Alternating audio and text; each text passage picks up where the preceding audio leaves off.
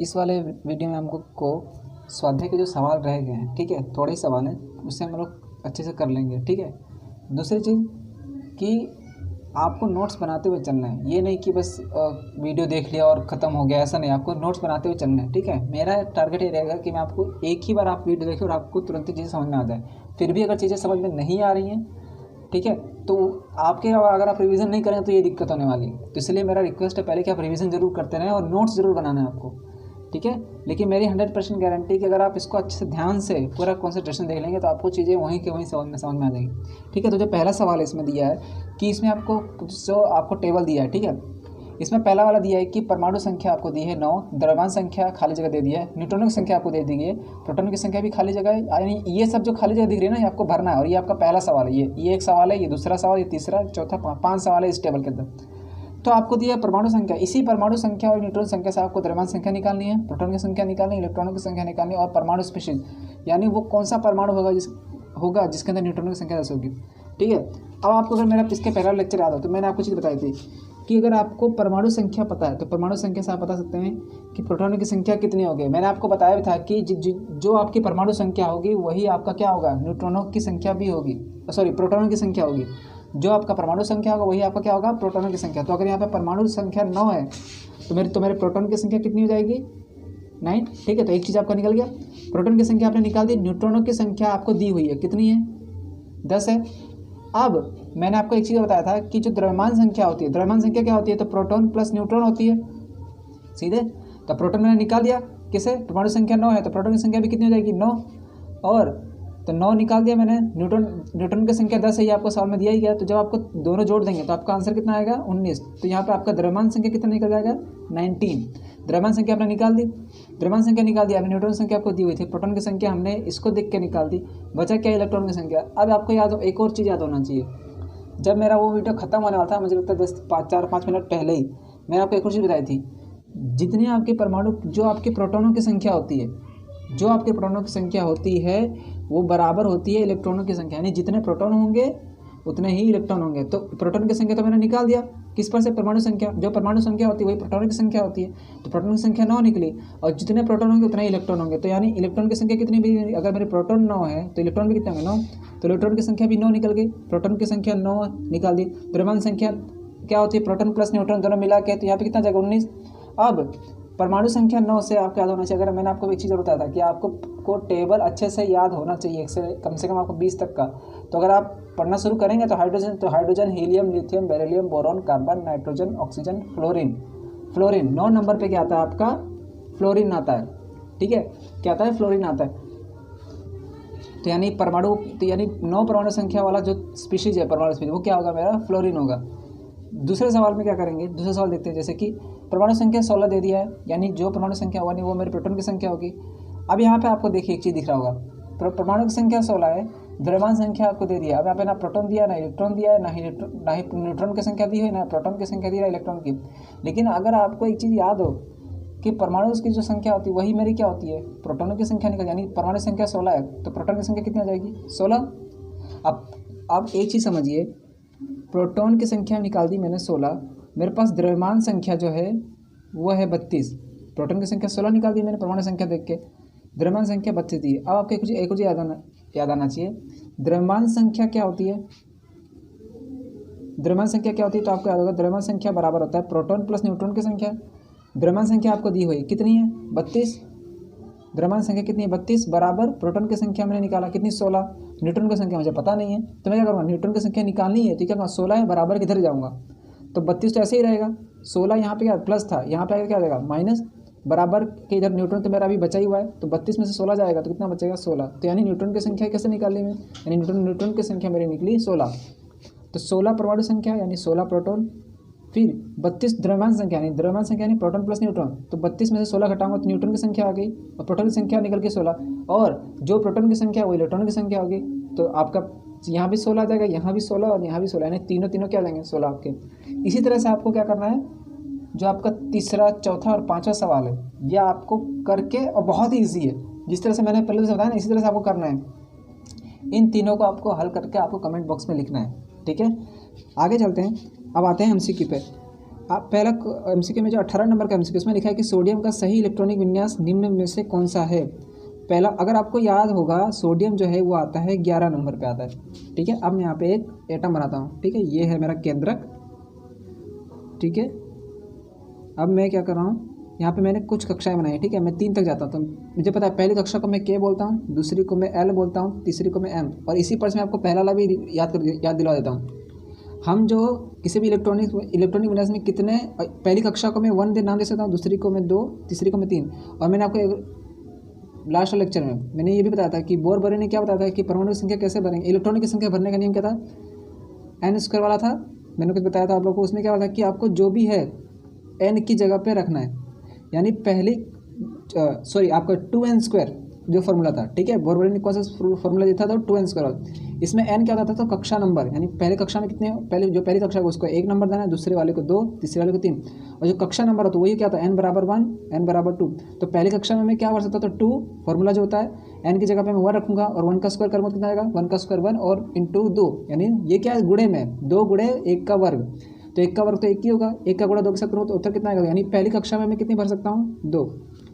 अब आ जाए दूसरी कक्षा में, तो वही फॉर्मूला फिर से 2n²।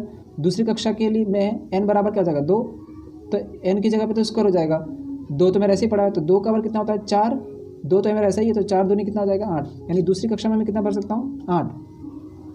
2 और 8 मिलकर कितने हो चुके हैं, 10 हो चुके हैं। 11 सोडियम का जो परमाणु संख्या होती है वो 11 होता है, और मुझे पता है जो परमाणु संख्या होता है वो क्या होता है, प्रोटॉन की संख्या, और जो प्रोटॉन की संख्या होती है वो कितनी होती है, इलेक्ट्रॉनों की संख्या। 11 इलेक्ट्रॉनों में से 10 इलेक्ट्रॉन तो मैं भर चुका हूँ, मेरे के और एल में पूरी तरह से भर चुके हैं। अब मुझे पता है कि किसी भी कक्षा में बाह्यतम, अगर आपको याद हो अष्टक कन्या में क्या बोलता था, उन्होंने बोला था कि किसी भी परमाणु की बाह्यतम कक्षा में अधिकतम 8 इलेक्ट्रॉन रह सकते हैं, इसी को अष्टक कन्या कहते हैं। और किसी भी परमाणु के बाह्यतम कक्षा में उपस्थित इलेक्ट्रॉनों की संख्या को ही उस परमाणु की संयोजकता इलेक्ट्रॉन भी कहते हैं, ठीक है। ये भी मैं बता दे रहा हूँ आपको। 10 भर चुका हूँ, 1 बाकी थी, यानी वो 1 कहाँ आएगा, वो इसी में आएगा, क्योंकि अधिकतम 8 भर सकता हूँ, तो 7 तो मेरे खाली, इसमें अभी लास्ट वाले में मैं 8 भर सकता हूँ, लेकिन अभी मेरे पास 1 ही है, तो मैं 1 ही भरूँगा। तो यानी मैंने भरा कैसे, पहले में 2 भरा, दूसरे में 8 भरा, और तीसरे में कितना भरा, 8।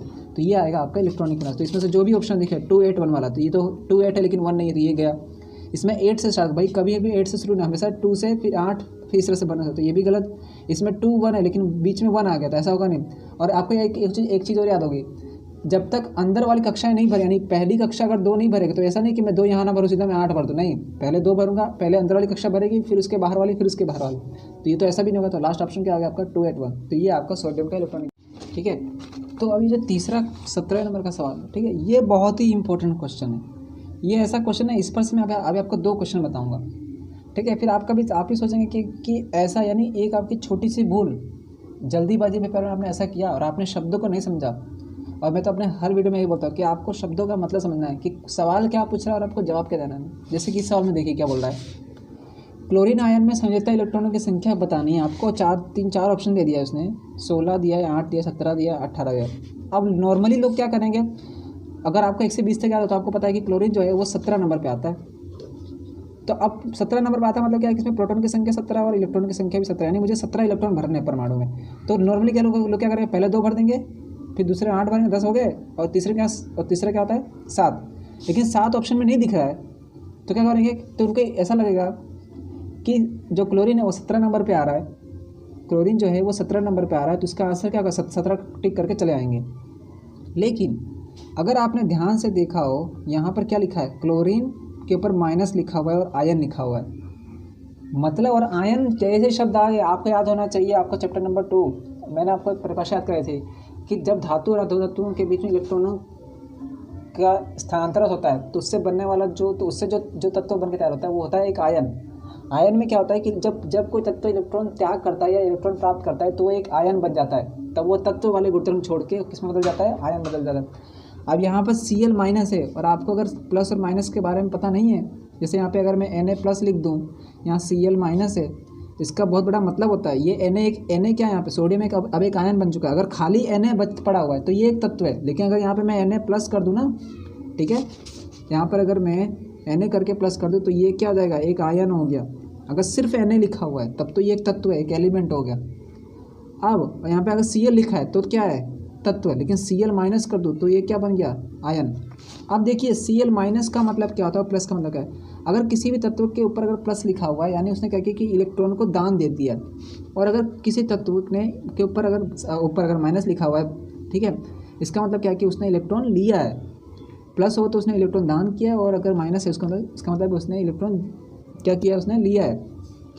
क्लोरीन के ऊपर माइनस लिखा हुआ है, और आपको याद होना चाहिए कि क्लोरीन का जो परमाणु संख्या होती है 17, परमाणु संख्या 17 यानी प्रोटॉन की संख्या भी 17, जो प्रोटॉन की संख्या वही होती है इलेक्ट्रॉन की संख्या।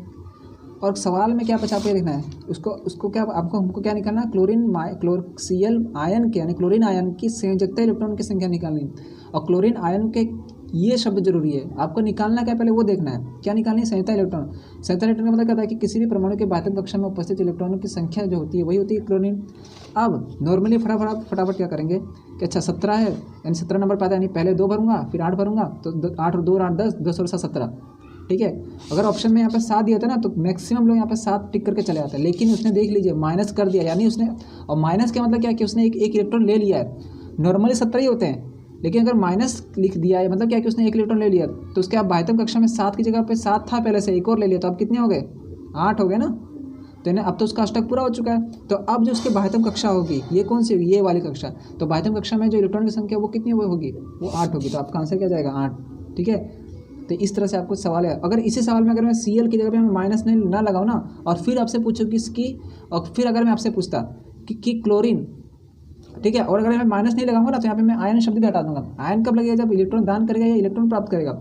क्लोरीन अगर यहाँ पे माइनस में हटा दूँ और आयन हटा दो, और फिर पूछूँ कि क्लोरीन की संयोजकता इलेक्ट्रॉन की संख्या क्या होगी, और फिर मैं आपको ऑप्शन में 8 भी दे दूँ 7 भी दे दूँ, तब आपको 8 टिक नहीं करना है, तब आपको 7 टिक करना है। क्यों, क्योंकि तब वो आयन नहीं है, तब उसने कोई इलेक्ट्रॉन दान नहीं दिया, ना ही उसने कोई इलेक्ट्रॉन प्राप्त किया है। तो इस तरह से आपको चीज़ें याद रखनी है, ठीक है। उस तरह से जो क्वेश्चन नंबर 16 है, बोला कि एक तत्व के समस्थानिक में होते हैं, ठीक है। समस्थानिक के एक जो सबसे इंपॉर्टेंट गुणधर्म क्या था कि समस्थानिक के रासायनिक गुणधर्म क्या होते हैं, समान होते हैं, लेकिन भौतिक गुणधर्म क्या होते हैं, अलग अलग होते हैं। तो इसमें देख लीजिए कौन सा है समान भौतिक गुणधर्म, ऐसा होता नहीं, गलत होता है। जो भौतिक गुणधर्म होते हैं वो तो अलग होते हैं, समान क्या होता है, तो रासायनिक गुणधर्म होते हैं। अलग परमाणु संख्या नहीं, परमाणु संख्या क्यों अलग होगी। और समस्थानिक मैंने क्या बोला था कि तत्व तो वही होता है, परमाणु संख्या वही होगी, लेकिन वो अलग अलग स्वरूप में पाया जाता है। तो परमाणु संख्या तो अगर जैसे कि मैं हाइड्रोजन के लिए ले लूँ तो मैं 1H1 लिखता था, 1H2 लिख रहा था, यानी मैं क्या था इसे प्रोटियम, ड्यूटेरियम, ट्रिटियम, ठीक है। हाइड्रोजन के 3 समस्थानिक, पहला क्या है प्रोटियम, ड्यूटेरियम, ट्रिटियम, ठीक है। मैं यहाँ लिख दे रहा हूँ अच्छे से 1H1, 1H2, 1H3, ये क्या होता है, ये तो परमाणु संख्या। तो ये तो सब जगह समान है, भले हाइड्रोजन के ही समस्थानिक, लेकिन परमाणु संख्या तो मेरी समान ही लग रही है ना। तो ये तो क्या बोल रहा है भिन्न परमाणु संख्या, तो ये गलत हो गया। अलग अलग रासायनिक गुणधर्म, ये भी गलत है। हाँ, न्यूट्रॉनों की अलग अलग संख्या, तो इसमें देख लीजिए पहले वाले ये हमारा क्या था, द्रव्यमान संख्या, ये भी द्रव्यमान संख्या। अब देखिए हाइड्रोजन तीनों जगह पे तत्व है कि, लेकिन देखिए न्यूट्रॉन की संख्या बदल रही है ना। और न्यूट्रॉन की संख्या में कैसा होता था कि पहले में से दूसरे ऊपर वाले में से इसको घटाएंगे, जो मिलता है वही होती है मेरी न्यूट्रॉन की संख्या। 1 में से 1 घटाऊँ, यहाँ 0 मिलता है, लेकिन यहाँ 2 में से 1 जाओ तो 1 बच रहा है, यहाँ 3 में से 1 आया तो 2 बचा। तो देखिए पहले में 0 न्यूट्रॉन मिलता है, लेकिन दूसरे में तो मुझे 1 मिल रहा है ना, तीसरे में मुझे 2 मिल रहा है। तो न्यूट्रॉन की संख्या तो अलग अलग मिल रही है ना। इस तरह से आपका जो आंसर है वो क्या जाएगा, सी के साथ चला जाएगा, ठीक है। एक लास्ट है जो मैं आपको करवा देता हूँ, ठीक है। एक दिया है आपको कि रुदरफोर्ड का अल्फा कण, जो आपको याद होगा जो सोने की पन्नी वाला था, उसमें क्या था, प्रयोग से उन्होंने किस चीज़ की खोज की, तो हमें पता है उन्होंने क्या किया था, परमाणु केंद्र की खोज की थी, ठीक है। दूसरा जो एक और मैं बता दे रहा हूँ कि एक दिया हुआ है कि आपको प्रोटॉनों की संख्या दे दी है। ये सवाल थोड़ा आप देखिएगा, इसका आंसर जरा मुझे बताइएगा, ठीक है। जो आपको टेबल वाला मैंने बताया ना, बिल्कुल वैसे ही है। इसमें क्या करना है, 2 परमाणु हैं, ठीक है। 2 परमाणु स्पेशीज के केंद्रक का संगठक दी जाए, यानी एक परमाणु है उसके केंद्रक में, यानी पहला वाला जो एक्स क्या है, ये पहला परमाणु है, मुझे पता नहीं उसका नाम क्या है, कौन सा तत्व है। ये पहला परमाणु के प्रोटॉन और न्यूट्रॉन संख्या दी है, वो ये दूसरे वाले के प्रोटॉन और न्यूट्रॉन की संख्या दी है। आपको क्या बताना है कि जो एक्स वाला जो परमाणु है और जो दूसरा वाला जो परमाणु, इनके आपको नाम बताना है, नहीं ये कौन से तत्व होंगे। तो प्रोटॉन 6 हैं, यानी परमाणु संख्या भी क्या होगी 6। और आपको याद हो जो, तो मैंने बोला है कि आपको याद होना चाहिए। तो 6 नंबर पे आपको याद, सिर्फ आपको इतना बताना है कि 6 नंबर पे कौन है। तो मुझे पता है पहले पे हाइड्रोजन, दूसरे पे हीलियम, तीसरे पे लिथियम, चौथे में बेरिलियम, 5वें में बोरॉन और 6ठे पे कार्बन। यानी 6 प्रोटॉन दी जाए, यानी 6 परमाणु संख्या और 6 नंबर पे कार्बन आता है। यानी एक्स वाला जो तत्व है ये कौन सा परमाणु, ठीक है। तो क्या हुआ 6 है, यहाँ पर 8 है, 6 नंबर पर प्रोटॉन की संख्या यानी 6 नंबर पे क्या कार्बन आता है, लेकिन ये देखिए यहाँ पे न्यूट्रॉन की संख्या 6 है, यहाँ पर न्यूट्रॉन की संख्या क्या है 8 हो गई। तो अगर और मुझे पता द्रव्यमान संख्या क्या होती है और हमको निकालना भी क्या एक्स और वाई की द्रव्यमान संख्या याद करनी है, तो पहले वाले की तो 6 और 6 12 हो जाएगी एक्स वाले की, दूसरे वाले की 6 और 8 14 हो जाएगी। एक की 12 आ रही है, एक की 14 आ रही है, तो आपको याद होना चाहिए कि परमाणु संख्या तो मेरा एक ही आ रहा है, कार्बन ही आ रहा है, लेकिन आपको याद होगा 6 12 वाला और जो मेरा एक और था मेरा 6 14, ये तो क्या मैं अगर आपको याद हो समस्थानिक जब मैं पढ़ा रहा था, तो ये क्या एक दोनों ही क्या है कार्बन के समस्थानिक है। तो आपका आंसर क्या लिखना है, इन दोनों तो आपको क्या लिखना है कि दोनों के ही परमाणु संख्या समान है लेकिन दोनों ही कार्बन के ही समस्थानिक है। ठीक है, तो आपका आंसर क्या आएगा, इन दोनों स्पीशीज में क्या संबंध है, तो ये दोनों ही कार्बन के समस्थानिक, बस आपको इतना आंसर लिखना है। ठीक है, क्योंकि परमाणु संख्या समान, जब भी परमाणु संख्या समान अगर कहीं भी आपको दो चीज़ों में दिख जाए, खाली न्यूट्रॉन की संख्या बदल रही है, यानी समझ जाना कि वो समस्थानिक के बारे में बात कर रहा है। ठीक है, तीसरा बोला है कि यदि किसी तत्व के का Z बराबर 3, यानी Z बराबर क्या होता है, परमाणु संख्या 3 है, परमाणु संख्या 3 मतलब क्या, प्रोटॉन संख्या 3 है, इलेक्ट्रॉन की संख्या 3 है। ठीक है, तो तत्व की संयोजकता क्या होगी और तत्व का नाम क्या होगा। तो अगर आपको 3 नंबर पे क्या आता है मेरा हाइड्रोजन हीलियम लिथियम, लिथियम आता है 3 नंबर पे, तो अगर मैं लिथियम का परमाणु में बनाऊँ यहाँ पर, ठीक है, ये मेरा केंद्रक है, पहले में 2 भर सकता हूँ, 2 और दूसरे में 8, तो 3 Z बराबर 3 नंबर मतलब इलेक्ट्रॉन की संख्या 3 है, तो पहले में तो 2 भर दूंगा और तीसरे में क्या आ जाएगा मेरा 1 ही भर पाऊंगा। उसने क्या पूछी है, संयोजकता। संयोजकता क्या होती है, संयोजकता मतलब होता है कि कोई भी इलेक्ट्रॉन कितना इलेक्ट्रॉन दान देकर या प्राप्त करके अपना अष्टक पूरा कर रहा है। तो नॉर्मली क्या होता है कि पहली कक्षा में 2 ही होने चाहिए, लेकिन तीसरे में और जो इसके बाद वाली है हीलियम का लिथियम वाले में, उसमें बाहर क्या है 1 है, तो या तो वो 7 प्राप्त करके अपना बाहर वाला अष्टक 8 पूरा कर ले, या तो वो 1 दान कर दे। तो वो क्या करेगा, 7 लेने में उसे ऊर्जा अधिक खर्च करनी पड़ेगी, तो वो क्या करेगा, या नॉर्मली याद रखिएगा कि जब तक बाहर वाली कक्षा होती है, अगर उसमें 1 हो 2 हो 3 तक होगा ना, तब तक वो दान ही करता है। 3 तक जब तक बाहर संख्या 3 तक है तब तक वो क्या कर दान करेगा। जब 3 से ज़्यादा होती है ना तब वो लेना शुरू करता है, या फिर वो साझेदारी करता है किसी दूसरे परमाणु से। तो 1 है तो क्या करेगा। और संयोजकता क्या होती है, संयोजकता मैंने बताया कि किसी भी परमाणु के द्वारा दान करना या प्राप्त करने की जो क्षमता होती है वही उसकी संयोजकता। तो यहाँ पे क्या करेगा, उसको बाहर अंदर वाला पूरा करने के लिए वो क्या करेगा, 1 को दान कर देगा, तो उसकी संयोजकता कितनी आ जाएगी 1। ठीक है, तो इसका आंसर क्या आ जाएगा 1, संयोजकता हो जाएगी 1। और 3 नंबर पे आता है क्या मेरा लिथियम, तो आंसर हो जाएगा आपका लिथियम और संयोजकता आपकी क्या हो जाएगी 1 हो जाएगी। ठीक है, तो इसी तरह से जो अगर आपको कोई और क्वेश्चन नहीं आ रहा है, ठीक है, तो उसको भी आप मुझे कमेंट बॉक्स में लिखिएगा, और जो सवाल मैंने आपको पूछा था उसका आंसर आपको जरूर लिखना है। ठीक है, सो मिलते हैं नेक्स्ट। अब नेक्स्ट जो मेरा कोशिका वाला चैप्टर होगा, ठीक है, उसमें तो मैं बेहतरीन तरीके से चलाने वाला हूँ, पूरा सीरीज चलाऊंगा, उसमें तो मैं आपको एक एक चीज़ करवा दूंगा, बिल्कुल मतलब कुछ बचेगा ही नहीं, तो उसको तो आपको अच्छे से ही देखना है। ठीक है, वो आने वाले हो सकता है मैं कल ही उसको मैं अपलोड करूँ। ठीक है, उसको मैं बिल्कुल बेसिक से चालू करूँगा। ठीक है, सो मिलते हैं अगले लेक्चर में। ठीक है, तो क्या हुआ 6 है, यहाँ पर 8 है, 6 नंबर पर प्रोटॉन की संख्या यानी 6 नंबर पे क्या कार्बन आता है, लेकिन ये देखिए यहाँ पे न्यूट्रॉन की संख्या 6 है, यहाँ पर न्यूट्रॉन की संख्या क्या है 8 हो गई। तो अगर और मुझे पता द्रव्यमान संख्या क्या होती है और हमको निकालना भी क्या एक्स और वाई की द्रव्यमान संख्या याद करनी है, तो पहले वाले की तो 6 और 6 12 हो जाएगी एक्स वाले की, दूसरे वाले की 6 और 8 14 हो जाएगी।